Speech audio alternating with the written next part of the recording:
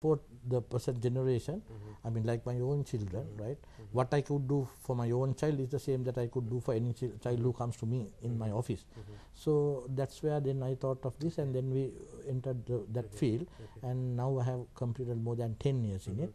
The first 5 years I was working with another partner, but then of course there was a little bit of you know, the uneasy situations that the Sri Lankans are quite famous for. Unfortunately, I was also part of it, and then finally I thought the better thing is again to be independent and free, and again I got out, not having basically anything in the pocket, so to say, right? But I again took that risk for the second time, but this time my wife was there. She was also involved in the business. Earlier she was a housewife, and then the two of us with our two children, well, all four of us then started to battle it out, and that's where we are today. Exactly. 5 years before we started Aspirations Education. Mr. Abeysekera, before we talk, the most interesting thing about your institution is that you do this absolutely free of charge. And before I come to that, as a person who has been in this trade for over 10 years, there are a few concerns that I want to clarify from you. Well, exactly want to know your point of view in the next few questions that I want to find out, if you may, sir. Firstly, starting off now in Sri Lanka, apart from the Open University of Sri Lanka, we have 15 universities in the national university system. Having this much of universities, why is there such a big demand for foreign education in Sri Lanka? Is it not adequate enough, or what's the problem? No, actually I think there are quite a few things that come to my mind. One, of course, is the fact that now if you just look at the general statistics, there are about 450,000 students who annually sit the GC ordinary level exam.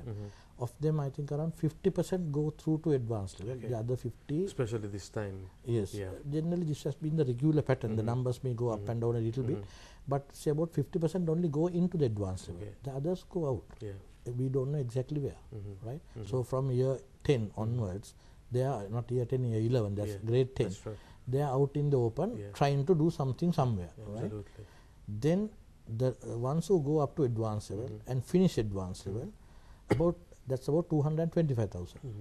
Out of them, about 25,000, I think, resit the exam because they do not get what they were wanting, or they want to try it again. They were not happy with the results that they got.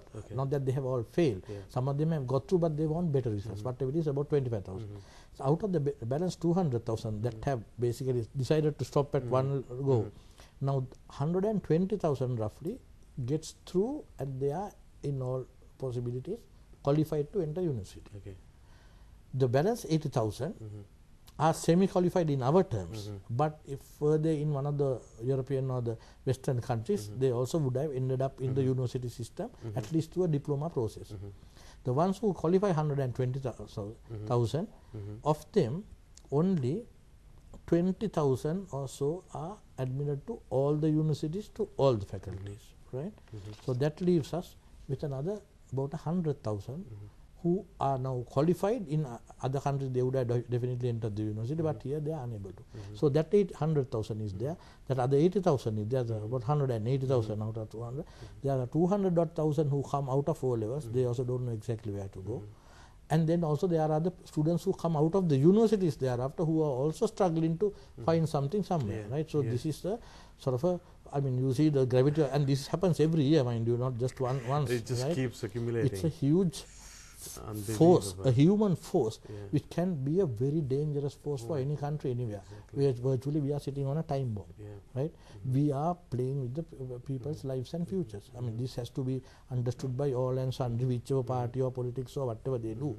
This is the national problem, right? The sooner we all of us address this together, right? And this is a common thing. I mean, there is no politics coming into this, right? It is people's lives and futures. So this is where I think the whole problem is.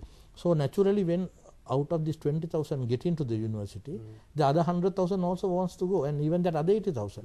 So then they start looking around to see where we can go. So naturally some of them go into the professional qualifications like the CIMA, SIM, A, B, E, and all these other courses, AIB, the bankers, some go direct into employment, and while getting employed they start doing things. Right.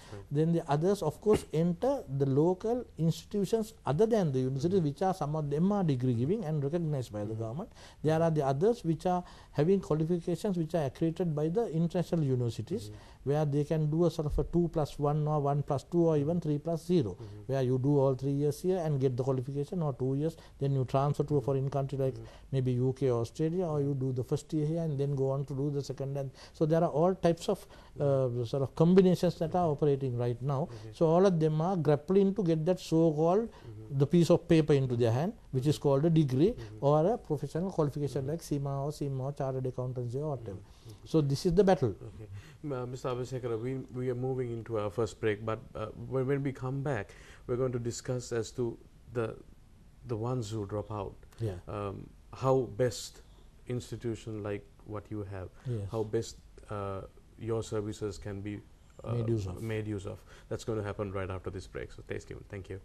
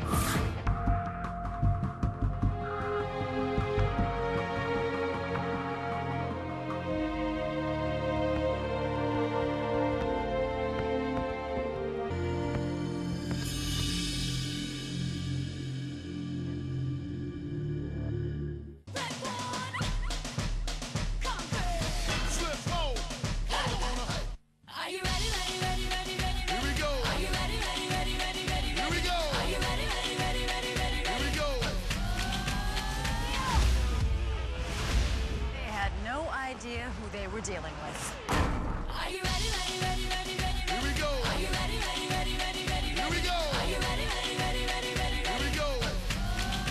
Like, you don't have to laugh. Like, you don't have to laugh at me if you don't think I'm funny. And they go, Mom, we hate you. Are you ready, ready, ready, ready, ready? Here we go. Are you ready, ready, ready, ready, ready? Here we go.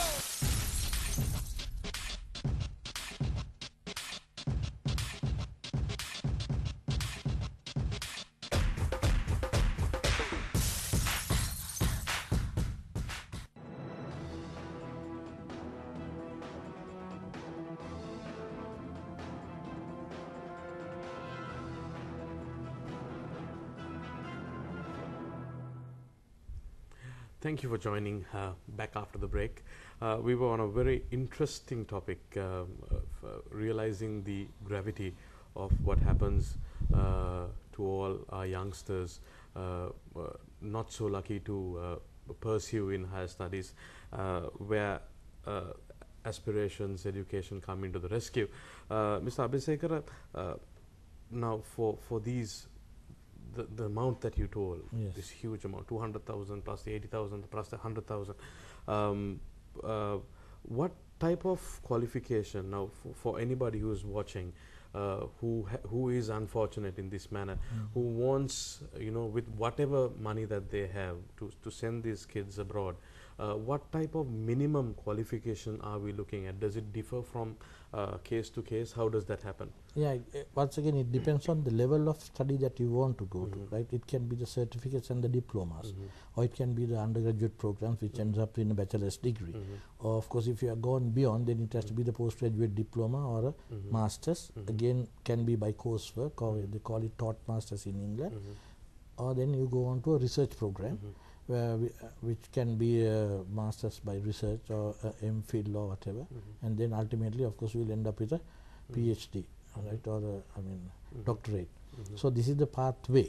So then, depending on where you are placed with your academic qualifications, and also your financial background. Now, the academic qualification may be fantastic, but then you don't have that much of money to go abroad. Now, that's where the parents and the student has to plan this out. I would say it should start at least by the time they finish their O levels, and very carefully take stock of what the family overall background is with regard to finance. Because say if we have 2 children or more in a family, now the parents naturally would like to give the best deal to all 3 children, right? Rather than sending one student right up to some top qualification and keeping the other 2 here. Naturally the younger ones would not be happy about it. One day you will have a accusing finger pointed at you, and even the one who is benefiting will not be at ease because the others will always say you got the best, right? So as parents, it's our duty to see that